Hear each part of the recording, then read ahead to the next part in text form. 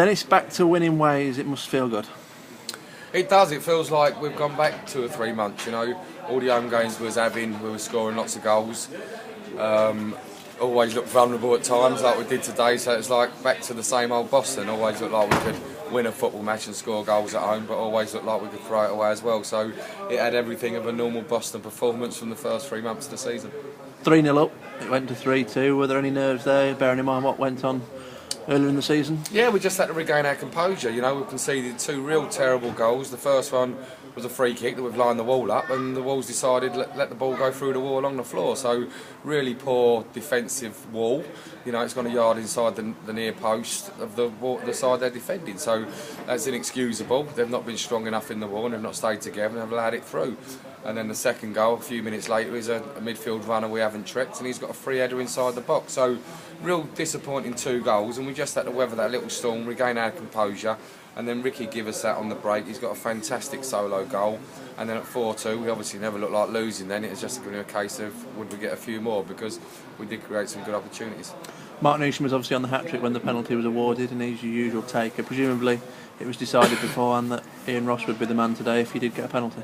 Yeah, they do it all behind my back. Apparently it's decided in the car on the way down that if they got a penalty today, then Rossi was going to take it. They don't notify me. But no, I asked Noose when he came off and he said they decided on the car on the way down. But I don't mind who takes it as long as it's the back of the net. And a crucial win for you today, because it's been a tough month for you in December, but today just shows how capable that you remain.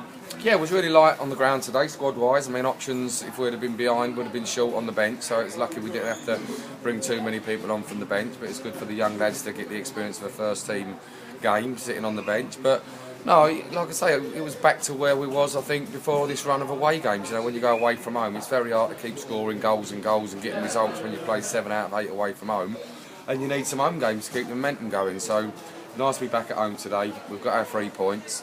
Vauxhall are always a difficult side because they pass the ball so well, they all want it, and you have to try and press them, and it's hard work, especially on a pitch like that. But we've got our result today, and now we have to try and get the pitch ready for Tuesday and see if we can get back-to-back wins. How keen are you for that double it up now with 6 points and working to your next visitors?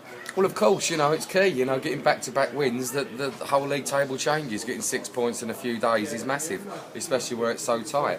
You know, we'll only be 3 points off the playoffs today, so if we win on Tuesday, we'll be level on points with whoever's 5th, I would think, because there's only 1 or 2 teams playing. So it's vital for us to get back-to-back wins, because we've got a real tough run of games coming up. And your squad, obviously, not the biggest, 2 players that are injured at the minute.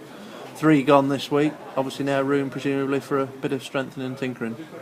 Yeah, I mean, we've put 2 7-day approaches in for 2 players, which I'm pretty confident, hopefully, that they'll agree to join us once we can speak to them next week.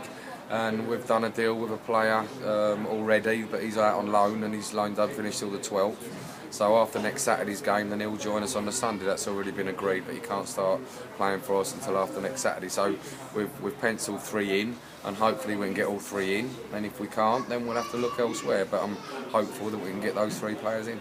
And presumably the one you didn't want to lose was Jake Hall, but too good an offer for him to turn down on his doorstep.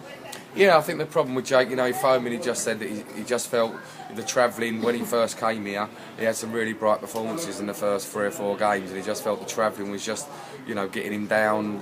Performances were slowly deteriorating. He lost his place in the side eventually, and he just felt the travelling was just a bit too much for him to be fresh. So it's a long haul for him to play in the Conference North, living in London, you know, just training with us and going to matches. So you know, he's gone to Bishop Stortford. We wish him all the best. He was a fantastic lad. He done well for us, and I hope he does really well for Stortford.